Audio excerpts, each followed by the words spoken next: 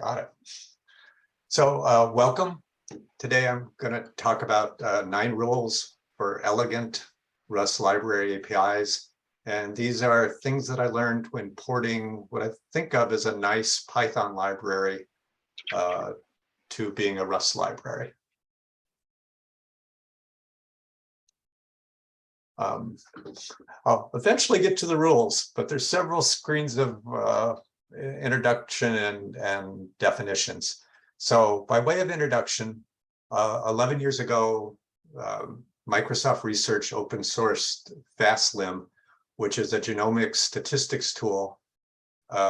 We wrote it in Python, and then under the covers, there was some C++ to take care of some of the things that needed to be more performant and that the Python scientific libraries didn't already do. 3 years ago, I retired from Microsoft, and as a retirement project, I've been a volunteer maintaining this open source project. The first task was updating it from Python 2 to Python 3. A little bit later, based on a user request, I pulled out a component called bedreader to make it its own Python package. And that was because some users needed to be able to read this genomic format, bed, but they didn't need all the statistical and other stuff that we were doing with the rest of our tools. 1 year ago, I replaced the C++ under the covers code with Rust under the covers code. That worked out really well. I wrote an article for it in Towards Data about that process in Towards Data Science called 9 Rules for Writing Python Extensions in Rust. I also presented that, a version of that here at the Rust Seattle meetup group. This year, I decided to take the under the covers Rust bedreader code and create a nice Rust bedreader crate so that you wouldn't have to do things from Python to get a nice user experience. And the thing that I thought would keep me honest was that I vowed to not drop any of the functionality, to try to make it as expressive and as easy to use as the time-tested Python package. From that, I learned 9 things, which we could briefly summarize as talking about examples, being permissive in which inputs you take, eating your own dog food, using builders, having good documentations, being even more permissive on inputs, testing your API, having nice errors, and using Clippy. So let me talk about some resources if you're interested in the if you have a task of making a nice Rust library. One, you can find a written version of this talk in Towards Data Science on medium.com. It's free, and it's called 9 Rules for Elegant Rust Library APIs, because once I had a title I like, I guess I just stick with it. I was inspired by a article, a blog post that Pascal Hertleaf wrote in 2016, Elegant Library APIs in Rust. He was updating that for a while. He stopped updating it when Brian Anderson took over kind of the general idea, and Brian maintains an up-to-date website with extensive Rust API guidelines. And those are both great resources and references. Now, yeah. Let me talk just a little bit about what the bedreader package and crate do. Our fundamental data that we're working with is genomic data. So in the example, we've got 400,000 individuals. And for each of the 400,000 individuals, we know their DNA at 1.5 million locations. So for any given individual in any given location, in their actual DNA, we'd have an A, C, T, or G letter, we can, without doing anything sophisticated, represent, oh, and they get one from mom and one from dad. So we can represent that without too much difficulty with just 2 bits. And this file format called Plink 1.9 bed stores on disk just 2 bits for the DNA values for each individual and each DNA location. In addition to that, it has some data we call metadata. So that is more in data about the individual, 2 IDs for each individual, the ID of each of their parents, their sex, and then 1 or 2 other values that aren't used so much. For each DNA location, which you'll find me also calling SNP, that's kind of another name for it. We know it, which we have some metadata about that DNA location. We know its chromosome. We know its position within the chromosome measured 2 different ways. And of the ACTG, that's part of our genetic code, we know which of those 2 alleles are the 2 that are observed at this, we assume are the 2 that are observed at this DNA location. When a user wants to work with data in this format, even though it's stored in bits, they're going to want it in some other more usable format. So they're going to want it as, say, an 8-bit integer or a single or double floating point value. And finally, because this data can be either small, big, like the example shown on the screen, or really big, even bigger than here, it's not practical to read everything into memory. And because of that, users working with this file are going to want to be able to read subsets of the data, either a subset of the users, say for one user, give me all their DNA values for all locations, or a subset of the locations. So I want the data for all individuals, but only for the first 3 DNA locations, all kinds of slicing and dicing like that. And yeah, as kind of mentioned previously, the bed reader tool can be used directly either from Python and now in Rust, and it's also used by other tools. It's used by our tools, FastLim and PySnip tools, but it's also used by other people doing genomic work. So let me define some terms. What do I mean when I say wanted to create an elegant library API? So library, by library I mean a Rust crate that we can think of as being used by other programs. So a library's API, application programming interface, is all the public functions and objects that other programs can see and use. So it's the public face of a library. It's not that hard to create a merely adequate API. And that's what I had in the first version of Rust. It did everything necessary, but it didn't make it easy to use. So that's merely adequate. You might call it functional. I've stopped using the word functional in this context because it gets too confusing with the programming use of the word functional. By an elegant API, I mean that we can do everything that we need to do, but we're also doing it in a way that is simple and sensible, not just adequate. And so that's our goal. And it's obviously your goal if you're making a library that you hope that 1 million people will use. It can also be a goal if you're only making a library for yourself or your own group, because you want to give your future self something nicer to work with. So this talk's approach is I'll go through the 9 rules that I learned. They'll more or less alternate between general rules that are applicable to any time that you would be designing a library or API in any language, and rules that are Rust specific. For some reason, the first rules are more complicated and have more slides. By the time we get to the last rules, they're pretty fast and only have one slide each.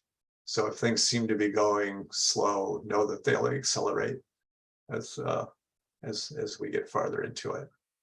So with that preamble, let's look at what I hope is the slide that says rule number 1. Oh, good. Rule number 1 is to create examples that don't embarrass you. The best way to keep a library designer honest, me if I'm the library designer, is to make me create examples and share those examples. And if as I'm sharing those examples, I become embarrassed, then that's a sign that I need to make my library nicer.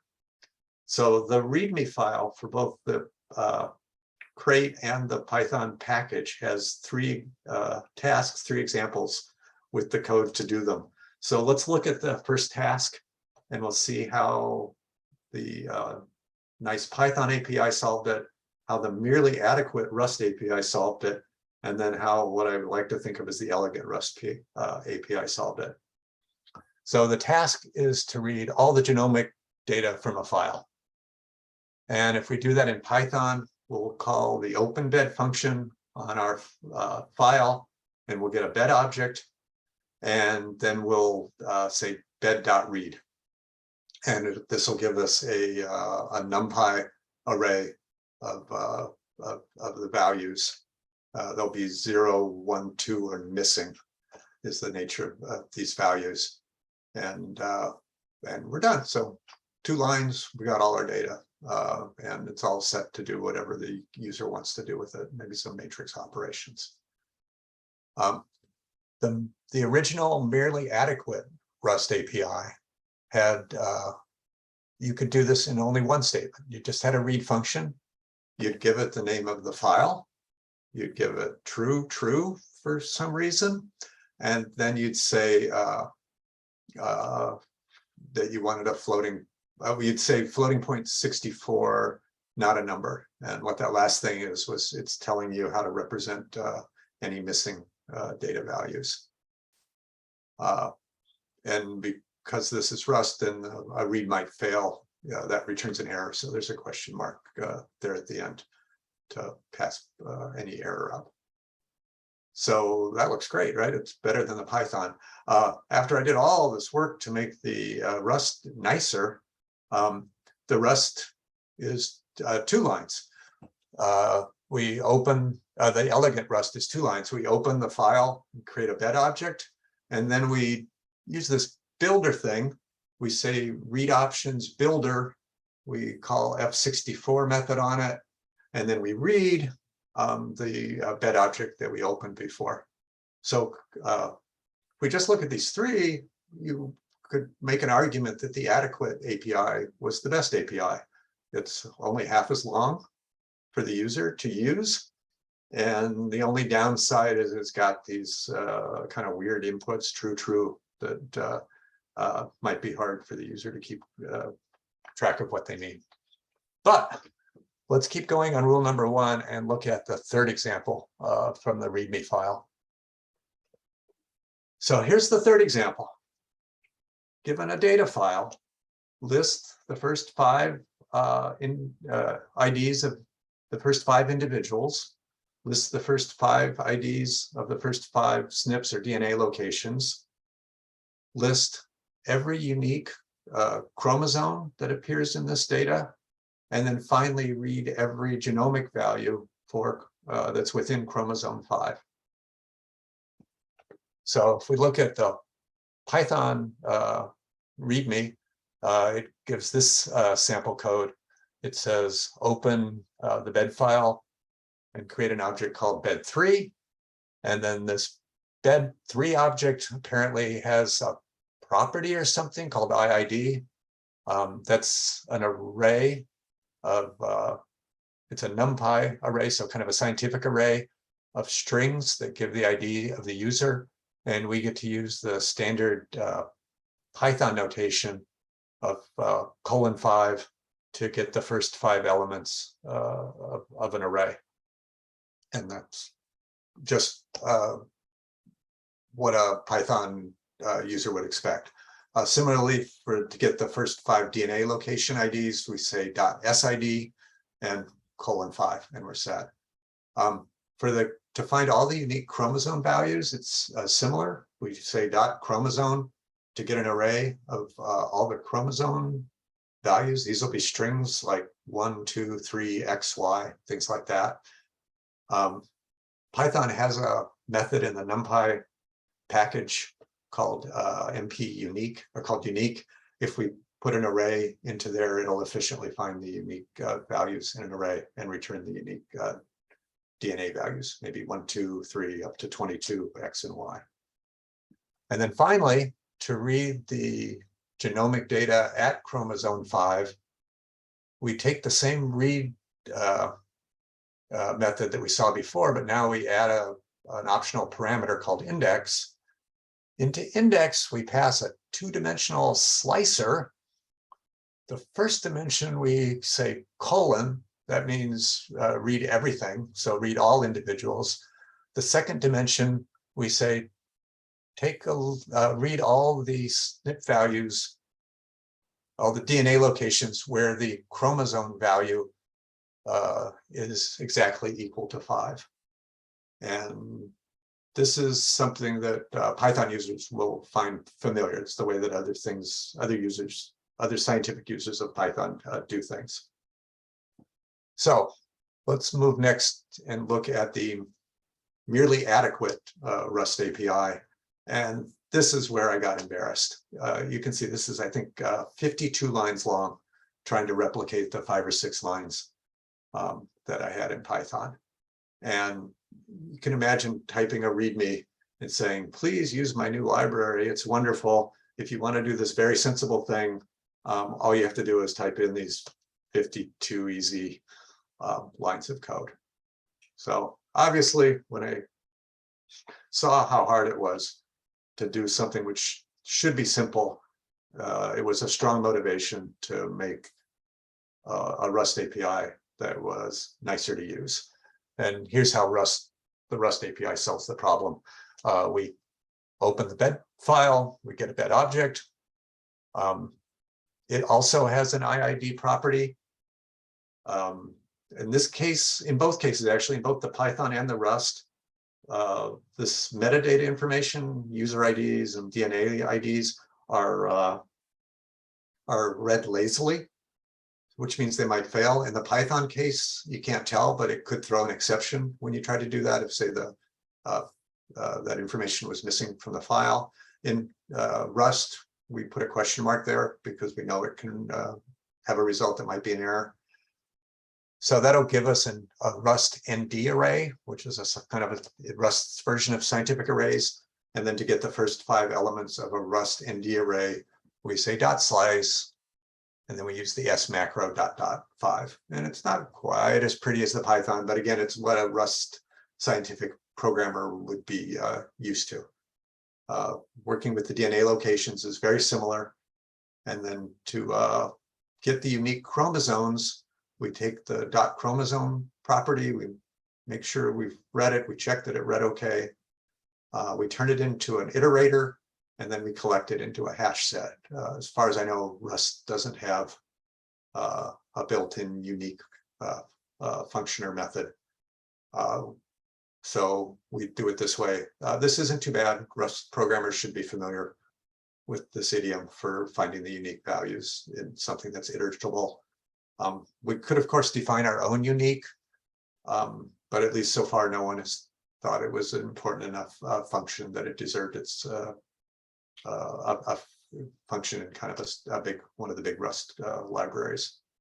And then finally, to read all the values for chromosome 5, we create a read options builder. We use the SID, which is the DNA location index.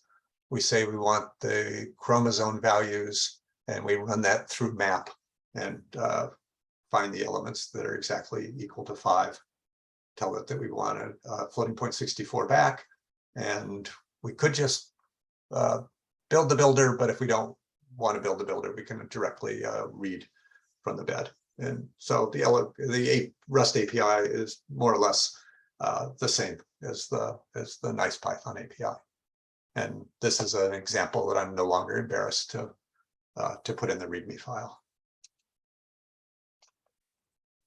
Moving on, and then to a rule that's specific to Rust, and that's if you have a method and it needs to accept a string or a path or something iterable, you should make it so it accepts all kinds of strings, all kinds of paths, all kinds of vectors, arrays, and iterables. And let's focus in first on path. The way to make your function accept any kind of path-like thing is to have it define it to be of type generic P, and then generic P is as ref angle bracket path. And if you do that, you'll have a path that not only accepts a path reference or path buff, it'll also accept all kinds of strings. So in the test data that I've shown here, you can see it taking references to stir, moves to stir, borrowing strings, borrowing references to strings, moving references to strings, moving strings, and then all that again repeated for paths and path buffers. So if you use asref path, your user won't have to worry about what kind of thing they pass in. They can pass in anything that's path-like. Continuing and looking at strings and iterables, strings are very similar. We say asref str, that's the trait. For iterables, we'd say into iter item t, and t could either be a specific type like string, or it could be another generic type. Inside your code, after the users pass this, you need to turn it into some type that you actually know what the type is. So for strings and paths, you'd say .asref, and that would give you a path or a stir reference, I guess. For iterator, you'd say into iter, and that would give you something that you can then iterate over. If you need ownership, if you need your own copy of the path, buffer, or a string, or the vector, one way to do that is to do a toOwned after you do the asref. That'll give you your own path buff or string. Or if you want a vector, you could take the iterator and then collect it into a vector or a hash set or whatever you want. You might imagine there's a bit of a problem here because you're allocating new stuff on the heap when you might not want to do that. So let's look at some of the issues with doing that. Well, let me back up a little bit. Here's the first issue. I told you how to allow a user to pass in anything that's iterable, but what if you want them to pass in anything that's array-like? So you want random access, not just iterability. In that case, there's a similar thing you can do with asref angle bracket square bracket t, and that'll, no matter what kind of array-like thing you pass in, that'll appear to you as a slice of an array. It's a little bit hard to work with the kind of scientific ND arrays from users, and I'm actually working on trying to come up with something that can give you array-like access to vectors, arrays, and the ND arrays without the user having to do anything in addition. I haven't figured that out yet. I've got a thread on Reddit that we're working through it. An issue that you might think of from the previous slide is if you're taking ownership, then you're allocating, say, this giant vector of 1 million DNA location strings, and you might think that's too expensive. In BedReader, it's not too expensive, because in BedReader, the genomic data is so big that we basically consider all the metadata, the extra information about individuals or DNA locations as small. So we're just willing to take the hit. However, if you're in your application, you can't take the hit, then that's the case to just set your type, get rid of all this generic asref stuff, just make the user pass you in a vector of strings and take ownership of it if that's what's sensible in your function or method. The other issue here is that if your user takes advantage and passes you all different kinds of types, then the Rust compiler is going to generate a version of your function for every combination of types that the user calls. And that could literally be 1,000 copies of your function, which you might not want. One could imagine a future version of the compiler that takes care of this automatically. Barring that, if you think it's a problem, then you can make an outer version of your function, a public version that the user sees that does these conversions and then gets you a type that you know about, like a reference to a path. And then you could take those and call a private inner version of your function with these fixed types, and then you could have most of your algorithm encode inside that internal function. And that would mitigate the problems of too many combinations of types. Going back to a general rule for creating APIs is that you can't create a good API if you don't understand your user's needs. The best way to do this is to do what people call eating your own dog food. That is being your own customer for this API. And for us, we did that by first our two statistical libraries, FastSlim and PySnip tools, were using what you could call the adequate version of bed reading before. But then when Python got its own nice bed reader API, we went back and rewrote them, even though they were still working fine, but we rewrote them to use the nice Python API, because that was a way to exercise the nice Python API and to see if there were things that we needed to do that we'd forgotten when we created the nice Python API. To keep the Rust API honest, I basically had two mechanisms. One, I promised that it would match the full functionality of the Python API. And I even ported over all the testing examples that I thought were relevant. And then also, I again rewrote all the Rust hidden under the covers code that did bed reader stuff to use the Rust the new Rust elegant API to do the bed reader stuff. So basically, to the degree that I could, I used the API even when I didn't have to, because I wanted to see it exercised and see the need. If you have users, try to get them to use your API early. And if they give you feedback, be sure to make an extra effort to thank them for the feedback and resist the temptation to be defensive.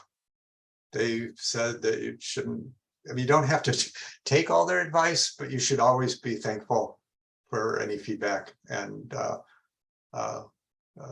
advice that they offer, because it's really your only chance to make something that other people are going to like. And an example of all this is the way that the Rust API and the Python API made it easy to read all the data from a single chromosome. Just from the stuff we were doing in FastSlim, we knew that was an important functionality and that easy things should be easy to do. So we worked to make sure that it was. Rule 4, this was really the biggest difference for me, going from coding the Python to the Rust. And that is that in Rust, we pretty much need to use builders for a lot of this stuff, because Rust doesn't offer keyword parameters the way that Python does. So let's look at an example of the Python API reading a file. and doing a little bit of work as it's reading it. So we open the file with openbed. On openbed, we call .read. Recall that if we don't give it any other inputs, it'll read everything. But in this case, we've given it a new optional keyword index, and we pass in this two-dimensional indexy thing that says, give us all the individuals and the first three DNA locations. Another optional input is dtype. This is the type of the output that we expect. And in Python, we give a string, int 8. And if we gave it some nonsense in that string, we would not know until runtime that it wasn't a type that it knew about. We often want to tell it which way we want the resulting array laid out, either in the Fortran style or the C style. So if we want the C style, we can say order equals, and we can give it a string with the letter C in. And again, if we gave it Z or something that didn't make any sense to it, that would not be detected until runtime. And then finally, we can tell how many threads, the code is multi-threaded on reading. So we can tell it how many, we can limit how many threads it uses by saying num threads equals 1.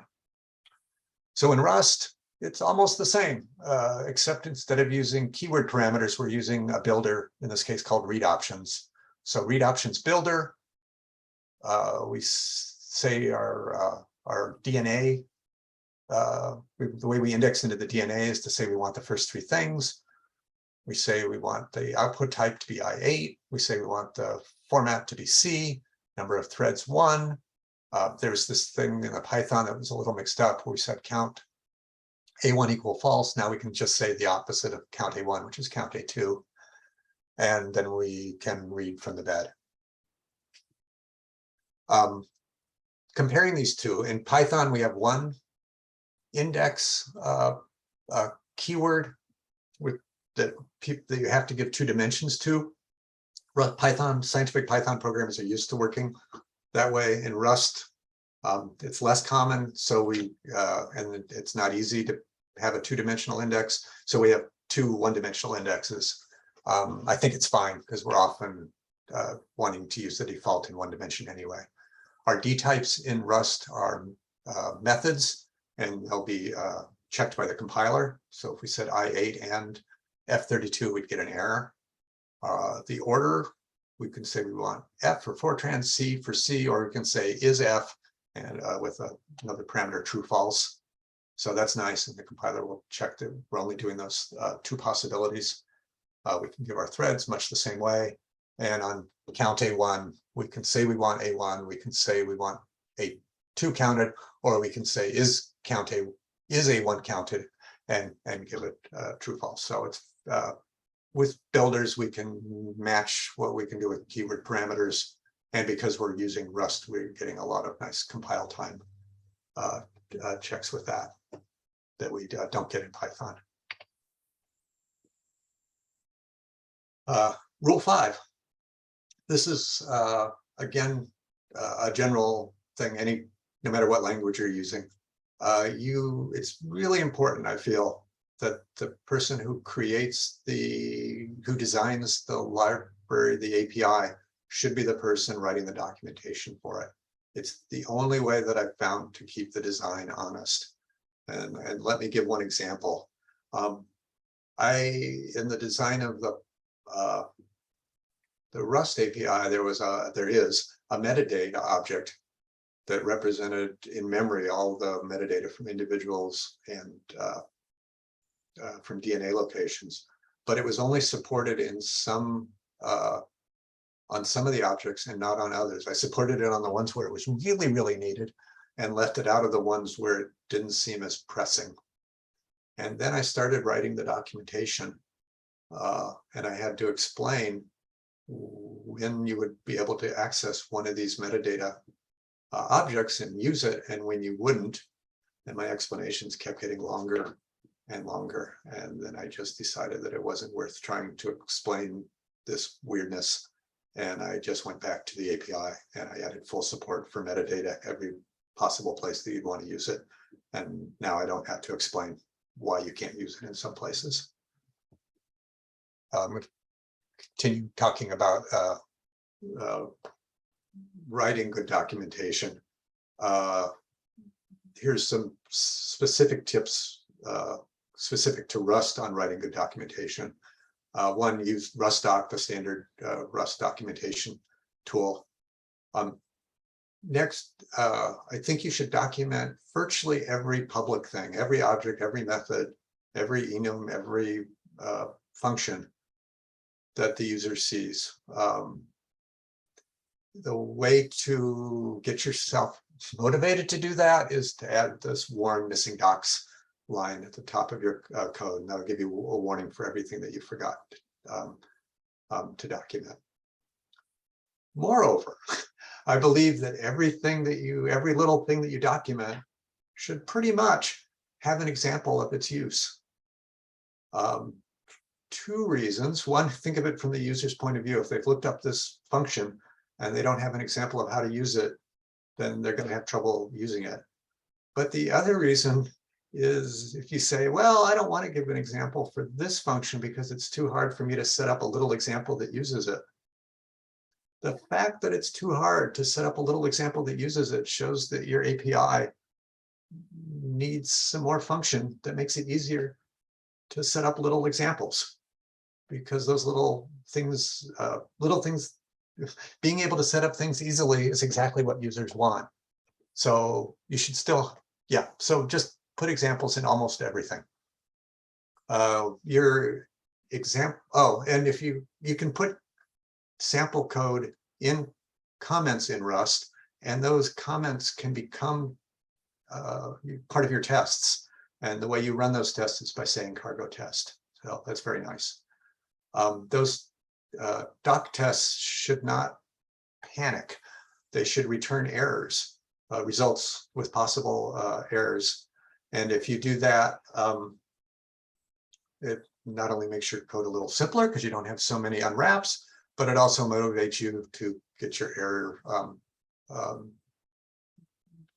nicely, your error enum or whatever, I'll talk about that in a bit, more nicely set up. Here is a trick. You're going to want a nice README for crates.io and for if you have your code on GitHub.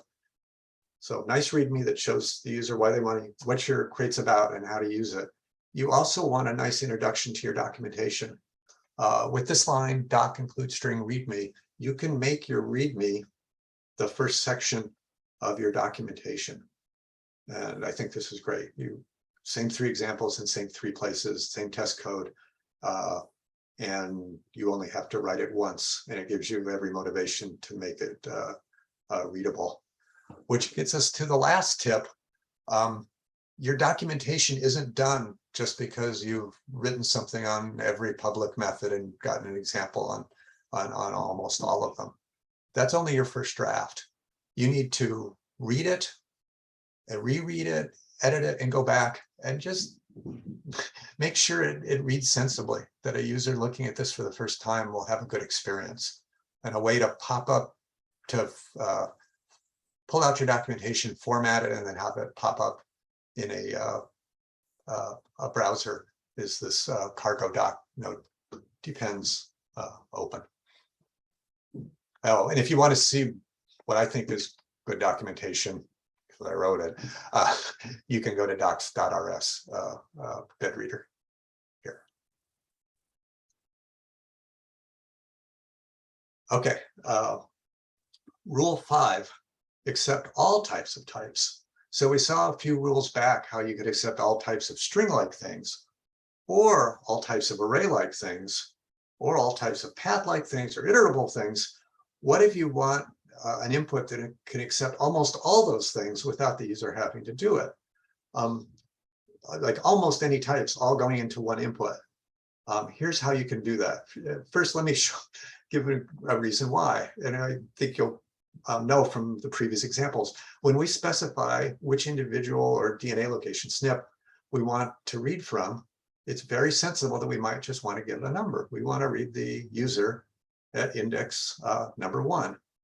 Or we might want to give an array-like thing of index numbers. The DNA location, we we want to read from the DNA locations 0, 10, and -2 means 2 from the end. A very sensible thing a user might want to do.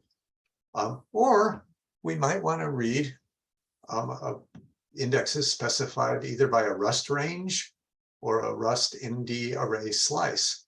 So we want users from starting from 3 going forward. We want DNA locations from 10 to 19 inclusive, or we want to read all the data for users starting from 20 from the back to 10 from the back, counting by 2s in reverse order. And that's what that expression, that's an ND array slicer, and users can give that. And finally, we might want to give an array-like thing of bools. We want to read we have got 3 users. We want to read the first user, not the second, and but yes, the third. Looks like I accidentally erased a comma there. That should be there. So how can we read? How can we have a function that can accept all these different types of things that a user might want to specify, and do this in Rust, where Rust doesn't like having things from different types? And here's the approach. We define our own enum. The one embed reader is called index, and enum has variants looking up there, all one that takes a signed integer, a vector, an ND array, a vector of Boolean, an ND array of Booleans, an ND slice, or any kind of Rust slice. And on top of that, we define from functions that can convert any of those user types into this index type. And it takes a lot of from functions to do that. Here's one example. If we get just a signed integer, then we'll turn that into an index with variant 1 with field value of the one thing they passed in. And when we write a function to use this, our input will be lowercase index, and we'll say it implements into index. And then the first thing we do with that index that got passed into our function is well, one way to do it is to say let index equals index.into, and after that, whatever they gave us will be converted into this index enum. And then we can do things with the index enum, like call one of the methods we might have defined on it. In this example, I've defined a length method on it. And now the user can call this length 100 method just by saying 3 ... And so all these types are allowed to go in. Okay, well, we're getting into the home stretch now.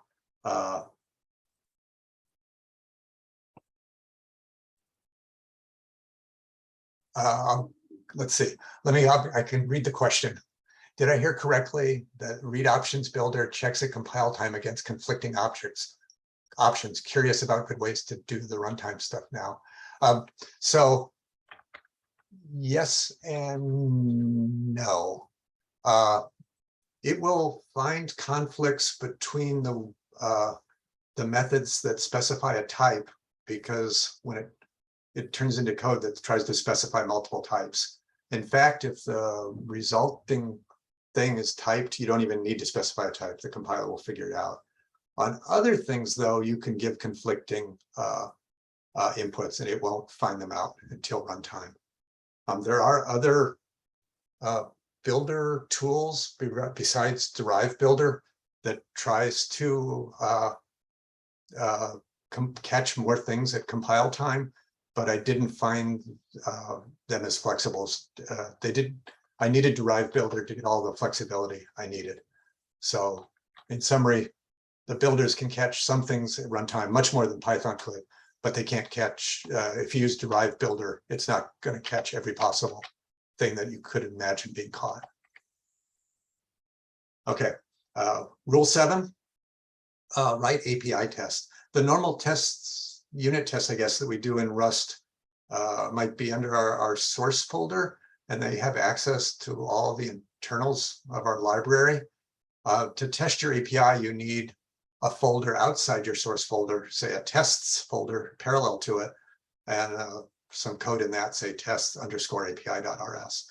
And this code will only have access to the public methods of your API, and that'll let you make sure, for example, that you've made everything public that you intended to make public. Rule 8, define and return nice errors. I think there are multiple ways to do this, and perhaps it's getting easier.